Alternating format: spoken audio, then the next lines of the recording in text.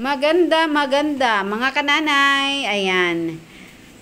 Gumala na naman ang kananay nyo sa mini lunita niya. Charis. Eh mga kananay, araw ng linggo. Nag-iisip ako mga kananay kung ano ipapaulam ko na naman sa aking mga chikiting patrol. At syempre, araw ng linggo. Diyan lang naman kami magsasalo-salo. Yan, kaya kailangan sarapan. Di ba mga kananay? Nag-ano muna ako, na malingki ako, tapos, pagkagaling ko sa palengke, nag-ano ako sa grocery, kasi nga, yung aking ipamamahagi na pamerienda sa mga batuta, ay kulang. Sabi ko, mamimili muna ako ng isda at gulay. Siyempre, yung isda, wala talaga akong nakitang isda na tulad ng mga torsilyo, mga ganun. Wala. Ang more on galunggong. Sarap naman siya pinirito, pero hindi kasi pwede ang galunggong sa matataas ang uric. Alam nyo na mga kananay. At nakakita nga ako ng lapu-lapu. At gusto ni Mr. yan, lapu-lapu. Ano ko yan, si sweet and sour. Wow, sosyal.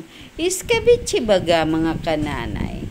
Ayan, kung bumili lang ako dyan ng 3 piraso, mga medium size. Kasi, yan ang gusto ni Mister, na luto dyan sa lapu-lapu kaysa daw sa bawan. Siguro sa tagal ng panahon na laging yan ang naiuulam niya. Halos araw-araw sa tagal ng panahon. Kasi nga bawal sa kanya yung mga ibang klaseng isda. Yun inaanuhan na niyang kainin, nauumay siya sa sabaw. Kasi, syempre, dati hindi naman siya pwede ng may mga ganyan sweet and sour, yung mga ganon. Kaya, kasi unang-una na yung mga sahog. Kaya, ayan, ganon na nga ang ginawa ko. Inano ko lang ng 3 piraso naman, traffic na naman ang dila.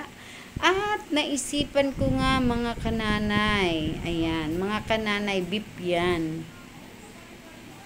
Sa naisipan ko, mag-ano ako ng beef creamy with garlic. Uy, sosyal lang kananay nyo. Minarinate ko siya ng almost an hour. Pero, pagka marinate niya, iniluto ko na nga. At syempre, ayan, gumawa pa ako ng 2 chicken. Ginawa ko lang pa butterfly siya. Sabi ko sa pamangking ko, gawin mo lang pa butterfly para maganda. Hindi na yung pa isa-isang prito. Ayan na nga, inislice na nga ng paganyan-ganyan. At imamarinate ko nga ng bawang, konting toyo, sibuyas. Ayan na nga ang aking menu for today. Lunch namin. Ayan, ang sarap mga kananay. Hindi ko inano yung sauce niya, sinama ko sa pagpapaluto ng karne. Kaya ayan, medyo dark ang kulay niya. Medyo brown. Yan, hindi na marunong sa kulay ang kanan. Ayan, beef creamy with garlic. Fried garlic yan. Ano kayo? Sosyal. Sarap niya mga kananay. Ngayon lang naman ako, tuwing linggo lang naman ako nag-iisip kung ano uulamin namin. Ito na nga ang aking ginawang sweet and sour ni Mister. Kasi hindi siya pwede ng beef. Kaya ayan lang ang kanya. Ayan ang aming pagsasalu-saluan mga kananay. Ayan ang aking fried chicken.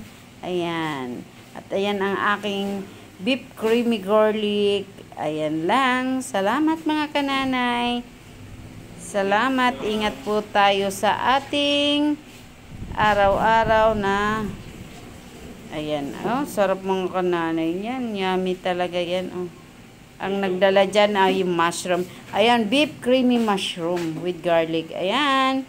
Salamat. Ingat po tayo. God bless.